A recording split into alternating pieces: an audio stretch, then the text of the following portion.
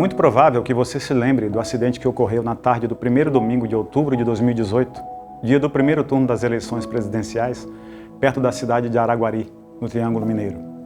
Devido à imperícia do condutor de outro veículo, o carro em que a família Monari viajava perdeu o controle e caiu num barranco, num ponto cego da rodovia, sendo encontrado somente 2 dias depois.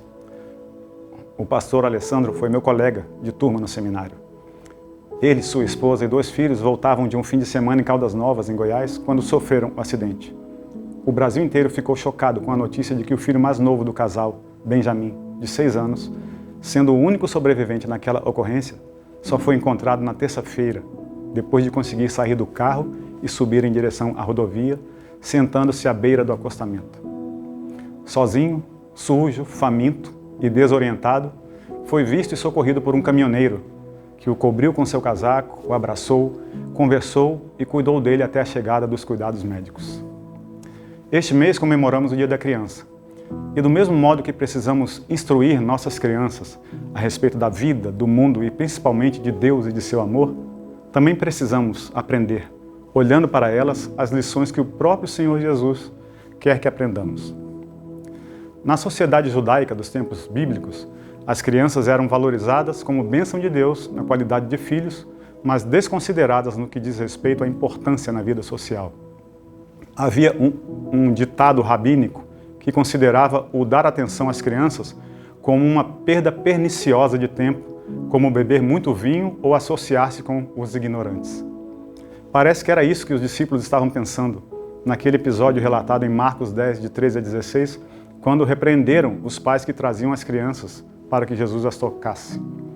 O curioso é que Jesus já havia quebrado esse paradigma quando ele mesmo tinha 12 anos, ao conversar como gente grande com os doutores da lei. Isso está lá em Lucas 2, 41 a 52. Jesus fica indignado com a proibição dos discípulos, repreende-os e acolhe as crianças, abençoando-as. Em Marcos 9, 33 a 36, pouco antes, Jesus já havia falado sobre o valor que a criança tinha para ele, mas parece que os discípulos tinham se esquecido da lição. Nessa passagem, Jesus nos ensina a viabilizar o acesso das crianças ao reino de Deus.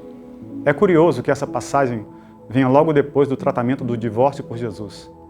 Tratar o casamento e a família sem o alto conceito que Deus expressa em sua palavra se constitui um obstáculo para que a criança conheça a plenitude do Evangelho.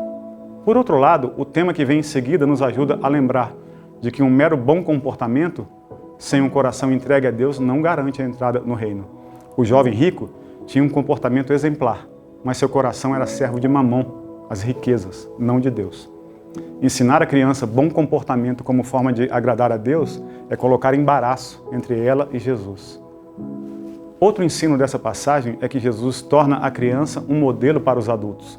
E aqui entra o conceito como uma criança. Como uma criança não significa que você tem que ser inocente ou imaturo. Não é ser como uma criança para entrar no reino. É receber o reino como uma criança o recebe. A criança era completamente dependente, não tinha nada a oferecer. Confiava que seria amada, cuidada e conduzida. Vou repetir, isso não tem nada a ver com inocência, mas com dependência.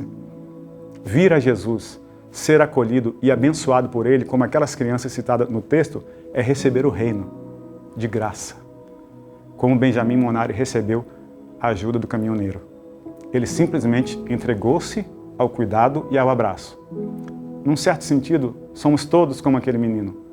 Jesus nos encontrou à beira do caminho, destituídos de tudo, fracos e perdidos, mas nos abraçou, nos aqueceu e nos reconduziu à vida.